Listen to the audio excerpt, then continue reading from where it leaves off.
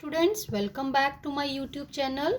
So in this video we will discuss the percentage composition. So this is the next topic of the chapter 1, some basic concepts of chemistry. So this percentage composition of a compound, that is the relative mass of each of the constituent element in 100 parts by mass of it. So this is the definition of a percentage composition. अब देखते हैं इसका मतलब क्या है. Suppose हम example ले रहे हैं कार्बन डाइऑक्साइड की. ठीक है, अब कार्बन डाइऑक्साइड में हमें देखने से ये पता चल रहा है कि एक एटम इसका कार्बन का है और हमारे पास 2 एटम्स जो हैं वो ऑक्सीजन के. ठीक है, बट परसेंटेज कॉम्पोजिशन में हमें क्या पता चलेगा कि इस पूरे के पूरे कंपाउंड में कार्बन एलिमेंट जो है इसकी बायमास क्या परसेंटेज है और ऑक्सीजन की बायमास क्या परसेंटेज है. ठीक है, this we can calculate by using this formula. So this is the mass percentage of an element in a compound. ठीक है, हर एलिमेंट का, चाहे कार्बन डाइऑक्साइड है, सपोज हमारे पास C6H12O6 ग्लूकोज है, तो इसमें कार्बन की क्या परसेंटेज है, हाइड्रोजन की क्या परसेंटेज है, ऑक्सीजन की क्या परसेंटेज है. So by this method we can calculate the percentage of each element in a compound. ठीक है, by using this formula. Mass of an element that is equal to mass of that element in the compound and the molar mass of the compound. अब उसमें उस element में उसका जितना भी मास होगा वो लिखेंगे ऊपर और divided by the molar mass of the compound into 100. So this is the formula to calculate the percentage composition of each element. So next example लेते हैं ताकि आपको बहुत और ज़्यादा क्लैरिटी हो जाए कि क्या कहना चाह रहे हैं हम. For example, this the percentage composition of the various elements in water is. ठीक है, सबसे सिंपलेस्ट एग्जाम्पल ली है कि वाटर में हर एलिमेंट मतलब कितने एलिमेंट्स हैं इसमें, हाइड्रोजन है और ऑक्सीजन है.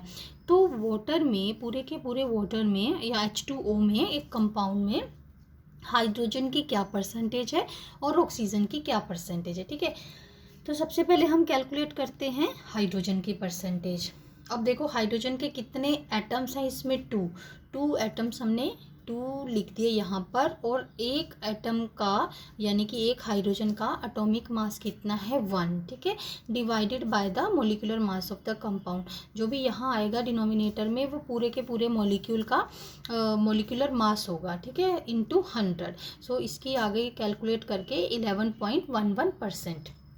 सेम वे इसी कंपाउंड में हम ऑक्सीजन की परसेंटेज निकालते हैं बाय मास. सो ऑक्सीजन का एटॉमिक मास कितना है, 16, और यहाँ पर एक ही ऑक्सीजन है, divided by molecular mass of water. ठीक है, इनटू 100. तो ये आ गई हमारे पास 88.88%.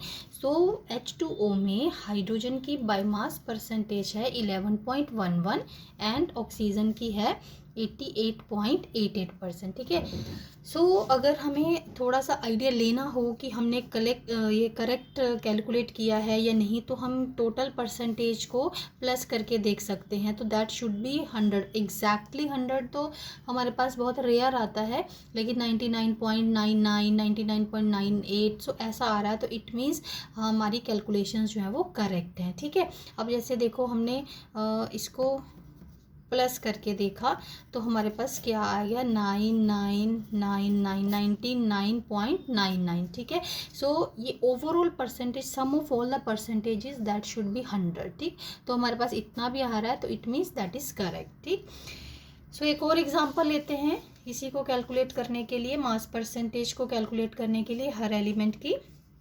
सो we have to calculate in this percentage composition. अगर ऐसे भी लिखा है स्टेटमेंट में, calculate the percentage composition of calcium nitrate. ठीक है, परसेंटेज कॉम्पोजिशन, तो भी हमें यही लेकर के चलना है कि हमें हर एलिमेंट की परसेंटेज बाय मास कैलकुलेट करनी है. ठीक है, सो ऐसे भी जैसे ऊपर स्टेटमेंट थी percentage composition of various elements in water, ऐसे भी ऐसे तो क्लियरली लिखा है, we have to calculate the percentage composition of various element in a given compound. ठीक है, अब जैसे स्टेटमेंट में लिखा है calculate the percentage composition of this, तो this is understood that we have to calculate the percentage of each element in a compound. So इसमें देखो कैल्शियम है, नाइट्रोजन है और ऑक्सीजन है। तो सबसे पहला टास्क जो हमारा है, क्योंकि हमें इसका मोलिकुलर मास तो हर उस परसेंटेज में कैलकुलेट करने के लिए चाहिए, तो पहला टास्क ये है कि हम मोलिकुलर मास कैलकुलेट कर लें। ठीक,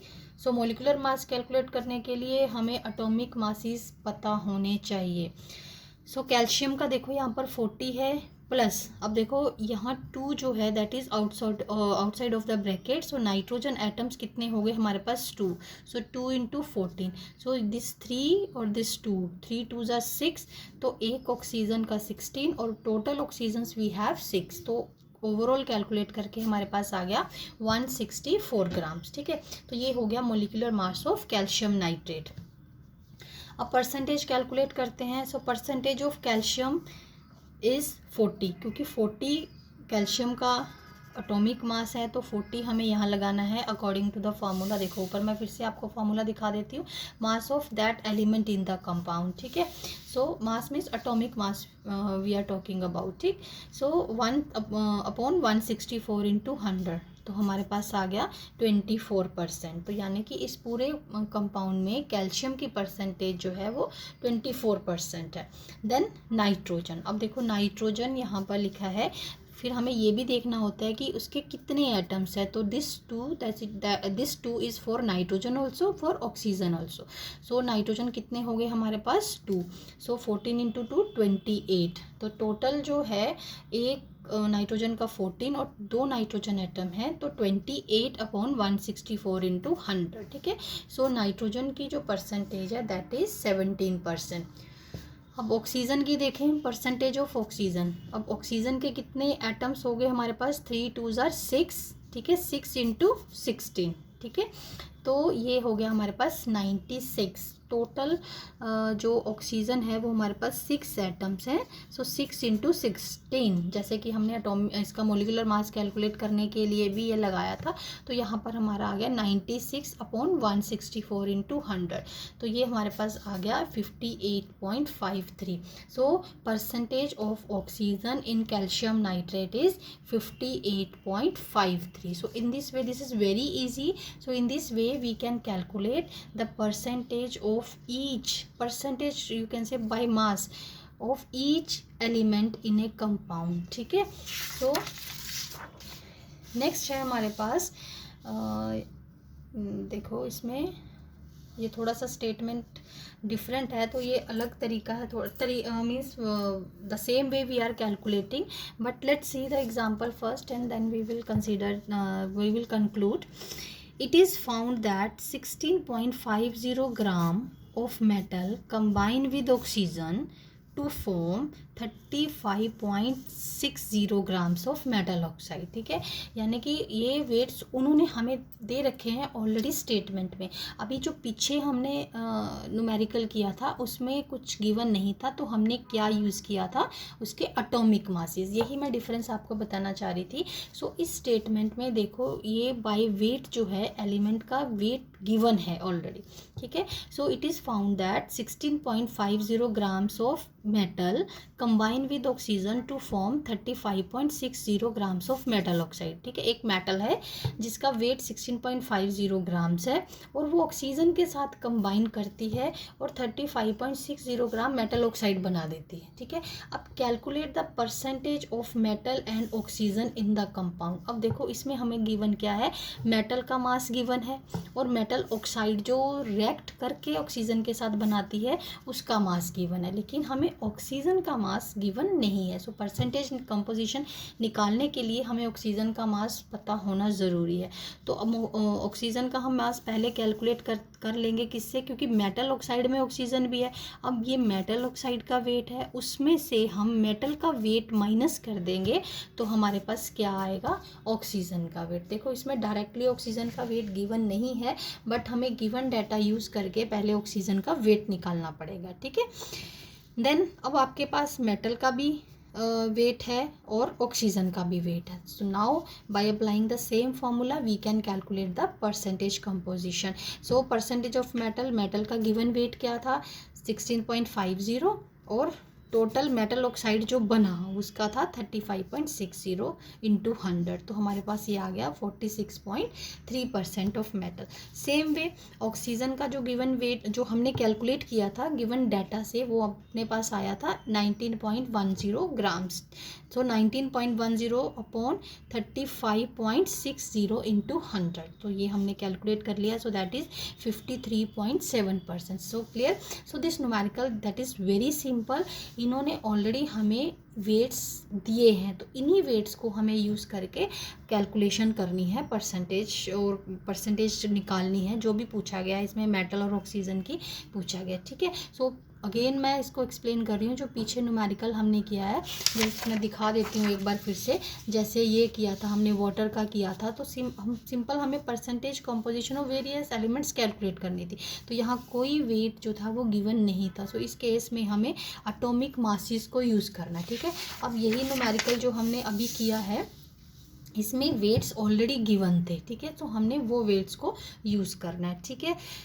so now next numerical, that is hydrogen and oxygen are combined in the ratio 1:16 by mass in H2O2, ठीक है। अब यहाँ इन्होंने हमें वेट्स नहीं दिए हैं, इन्होंने क्या इंफॉर्मेशन दी है कि हाइड्रोजन एंड ऑक्सीजन जो है they are combining in the ratio of 1:16 by mass in H2O2, ठीक। Calculate the percentage of hydrogen and oxygen in O2 और H2। अब यहाँ रेशो दी है मासेस की। अब देखो अगर रेशोज में गिवन हो इस तरह से तो हमें कैसे कैलकुलेट करना है। So the ratio of hydrogen and oxygen that is 1:16, तो टोटल रेशो हमारे पास कितनी हो गई 17, ठीक है। अब जैसे इस न्यूमेरिकल में या पीछे न्यूमेरिकल्स में हम टोटल वेट लेते थे, तो यहाँ वेट्स तो कुछ गिवन नहीं है, हमें परसेंटेजेस गिवन है। तो टोटल परसेंटेज जो है हमारे पास, टोटल पार्ट्स H2 और O2 के H2O2 में कितने हैं, ठीक है, दैट इज़ 17। हाइड्रोजन और ऑक्सीजन के कितने हैं, दैट इज़ 17। ये हमारे पास आ गए टोटल। तो 17 parts of H2O2 have 1 part of oxygen, ठीक। तो 100 पार्ट्स में कितना होगा हमारे पास, सो दैट इज़ 1/17 इंटू 100, तो ये हमारे पास आ गई 5.88%, ठीक है। हमने क्या यहाँ पर क्या स्टेटमेंट लगाई है कि लाइक 17 पार्ट्स में अगर एक पार्ट, ये टोटल पार्ट जो है वो 17 पार्ट्स हैं, 17 पार्ट्स में देखो 1 पार्ट जो है वो हाइड्रोजन का है। अगर 17 पार्ट्स में 1 पार्ट हाइड्रोजन का है तो 100 पार्ट्स में कितने होंगे, क्योंकि हमें परसेंटेज निकालनी है। Fine, so this is 5.88%। So now same way next जो है परसेंटेज ऑफ ऑक्सीजन, ऐसे ही हमें यहाँ से लिया कि अगर देखो 17 पार्ट्स में, ये मैंने डायरेक्ट लिख दिया है बट मीनिंग इज सेम, कि 17 पार्ट्स में 16 पार्ट्स ऑक्सीजन है तो 100 में कितने होंगे, ठीक है। सो ये ऑक्सीजन की परसेंटेज हमने कैलकुलेट कर ली, 94.11% of oxygen that is present in H2O2, ठीक है। सो ये न्यूमेरिकल थोड़ा डिफरेंट था पहले वाले न्यूमेरिकल से, कि जिसमें हमें रेशियोज़ गिवन थी, और जो ये वाला न्यूमेरिकल था इसमें हमें वेट्स गिवन थे, और जो हमने प्रीवियस किए उसमें हमने एटॉमिक मासेस को यूज़ किया अगर कुछ नहीं गिवन था। तो इसलिए मैंने 3 अलग अलग एग्जांपल्स आपको बताई है ताकि थोड़ा सा ज़्यादा आपको इसकी एप्लीकेशन का पता लग जाए, ठीक है। अब परसेंटेज कंपोजिशन हमारे पास हम क्या यूटिलिटी है इसकी, कहाँ यूज़ करते हैं।